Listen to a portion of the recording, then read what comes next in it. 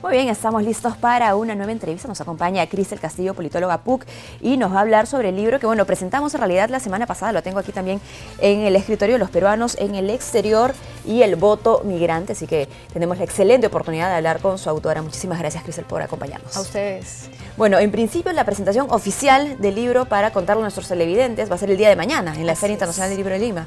8 de la noche, un panel de lujo, el embajador Oscar Maurtua, el antropólogo Teófilo Altamirano, la doctora Ana Neira, y quien ha sido la autora de este libro. Muy bien, están invitados. El doctor Chanamé, entonces, y el doctor Chanamé. Por supuesto. Ojo, acá se escribe lo siguiente: un tema de agenda política electoral pendiente. ¿Por qué es pendiente? ¿En qué momento es que hablamos del voto de peruanos en el exterior, ¿no? ¿Y qué pasa también con estos peruanos una vez que se acaba un proceso electoral? Exactamente. Como comentábamos hace un momento, el electorado que llega a 884.924 electores es, digamos, catalizado a puertas siempre de las elecciones generales, ¿no? Porque este electorado vota para elecciones presidenciales y de congresistas. Pero mi visión es que ha sido de alguna forma un poco instrumental y no se ha orientado sistemáticamente el proceso de incorporación de sus demandas, ¿no?, en la discusión política de una manera estratégica, sostenida, incorporándola, vinculándola en la política pública estratégica del país. Claro que sí, por eso te consultaba, ¿no? ¿Qué pasa entre un proceso electoral y el otro? Porque hay que decirlo, los peruanos que están en el extranjero y que van a las urnas van con mucho entusiasmo, ¿no? Correcto. No tienen ni siquiera a veces la obligación de hacerlo, pero lo hacen porque primero se preocupan, quieren estar en contacto con su país y es una manera excelente de ejercer su ciudadanía, ¿no? Por supuesto. Migrar es un acto eminentemente humano y el proceso electoral es un proceso que permite al elector migrante vincularse con su país de origen. De alguna forma yo coloco una de las lógicas detrás de esta motivación para votar, ¿no?, de mantener el vínculo con su país, es el voto nostálgico, porque hay algún tipo de criterio emocional. Claro. ¿No? Lo que aún me conecta. Por supuesto. ¿No? Entonces, hay esta vinculación que tiene un trasfondo emocional, porque acuérdese que el voto, el proceso electoral, es eminentemente emocional. Es eminentemente emocional, ¿no? Entonces, en el caso de los electores migrantes, la emocionalidad funciona mucho más y funciona a través de lo que yo llamo el voto nostálgico, que no es más que... Esta emoción, perdóname, nos hace acudir a las urnas, pero ¿eso significa que no hay un trabajo previo de informarse sobre los candidatos, acercamiento a alguna organización política? Acuérdese que es un electorado que está inserto en los países del primer mundo. Por lo general, el mayor porcentaje está en los Estados Unidos, le sigue en España, Japón. Entonces es un electorado que está ya dentro de las economías de mercado, es un electorado económicamente muy activo, que tiene recursos para mantenerse informado, y llamo yo de alguna forma sofisticado en cuanto a su información, así es, pero responde eminentemente por un tema emocional que es nostalgia, para participar activamente en los destinos de su país también.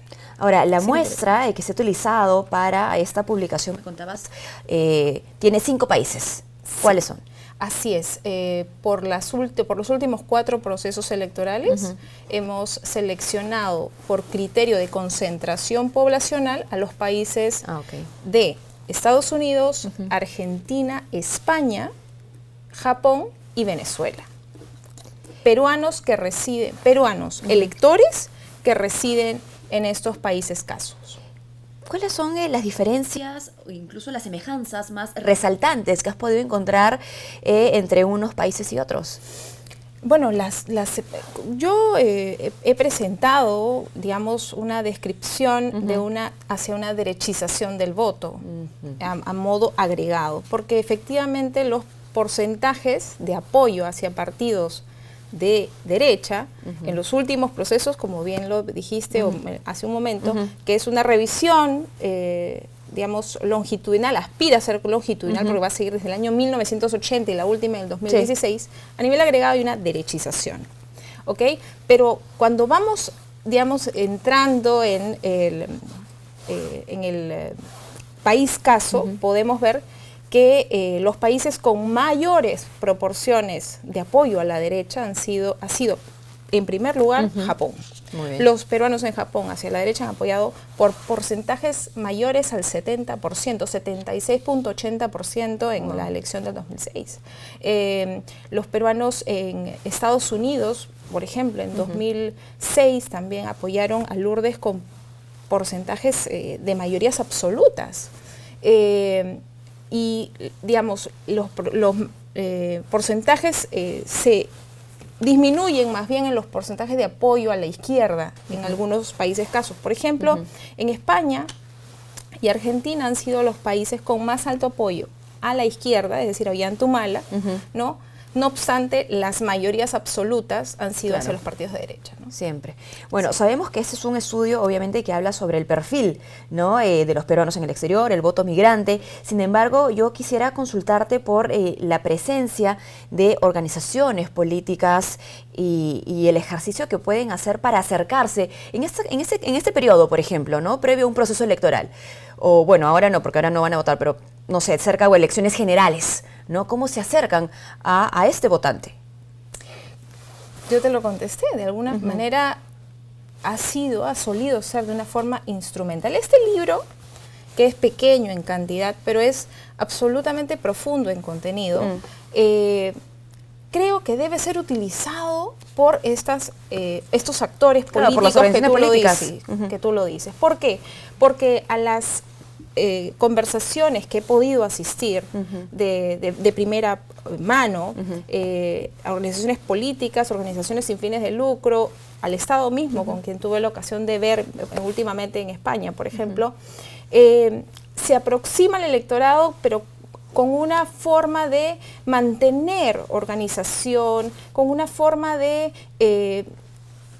mantener los vínculos, pero no hay un estudio desde dentro de este electorado como grupo. Claro. Es decir, para conocerlo bien se necesita estudio y esta es una oportunidad para ellos de entrar a conocer quién es este electoral, cuál es su cara y cuáles son sus propuestas de apoyo para el desarrollo del país. Bueno, ese es uno de los pendientes. Por supuesto. Entonces, ¿no? Cuando tú hablas sobre la agenda política electoral pendiente, porque claro, hay muchas cosas pendientes en realidad, tú lo sabes, hemos estado y seguimos trabajando en una reforma electoral integral y que tiene que tener, obviamente, un espacio importante para este votante. Así es, si hablamos de reforma electoral, tenemos que partir por conocer este electorado y este pequeño aporte empieza, por eso es un primer libro, empieza a darle el perfil y la presencia que necesita tener en esta discusión el electorado peruano migrante.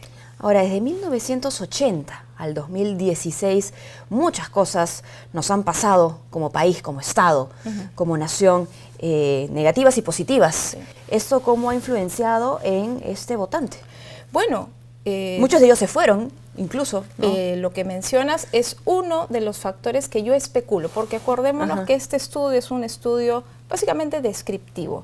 No me permite, como se lo menciona a otros colegas tuyos, no me permite hacer mayores extrapolaciones o estudios causales, ¿no? Sin embargo, de lo que he podido desprender de esta investigación, que es inicial, exploratoria y descriptiva hasta cierto nivel, sí te puedo decir que el contexto influye, el contexto del país en el que está, del país receptor, y también la coyuntura que pasa en el país. No obstante, no son las únicas variables que influyen, y eso es tarea de una siguiente investigación. Cuando hablas del país en el que residen en el que personas. Residen, claro que sí. Y también la coyuntura en el país de origen, en el Perú. Ellos están al tanto, ellos están involucrados, ellos no quieren, porque te lo digo de primera mano que he podido viajar, ellos no quieren que se repita la dictadura, por ejemplo, en el país. Ellos desean ser actores económicos directos en el país y desean que sus remesas tengan un fin directo, efectivo en el crecimiento del país. Bueno, y ahora que lo mencionas y hablas de remesas, no podemos olvidar que, claro, la gran mayoría de peruanos que viven en el extranjero tienen familia acá en Perú. Ese es su primer contacto, incluso antes de buscar información por otro lado, ¿no? Es el canal, después del mecanismo electoral, que es un mecanismo de vínculo, pues la remesa es el segundo mecanismo electoral, el segundo mecanismo, no electoral, pero importante, económico y político, por los cuales los electores se vinculan con el país y quieren tener una presencia, pero tienen, mi análisis me permite también decir lo siguiente, que es, quieren tener una presencia, pero una presencia activa, no meramente adjetiva, y no votar por electores, por representantes que están asignados a otra circunscripción y que no los representa auténticamente. Claro, por supuesto, ¿no? Viene nuevamente el tema de la reforma electoral. Te agradecemos muchísimo, Cristel, que nos hayas visitado. Gracias. No podemos hablar más ya del libro, porque bueno, pues lo ideal es que lo tengan en sus manos, ¿no? Que puedan asistir a la presentación oficial. Si puedes repetirnos, por favor, cuándo y dónde. Aquí. Sí, por favor, los invito y quisiera que estén con nosotros el día de mañana, la FIL de Lima, 8 de la noche, vamos a tener un panel de lujo para, digamos, presentar y discutir el tema. Está el embajador Oscar Maurtua de Romaña, está el doctor Chanamé, Raúl Chanamé, eminencia en tema electoral, la doctora Ana Neira y el doctor Teófilo Altamirano, y quien está dando este aporte especial para mejorar, digamos, este electorado tan importante que es el electorado de migrantes para el Perú. Muy bien, muchísimas gracias por habernos acompañado. Hemos estado con Cristel Castillo, politóloga PUC y autora del libro Los peruanos en el exterior y el voto migrante.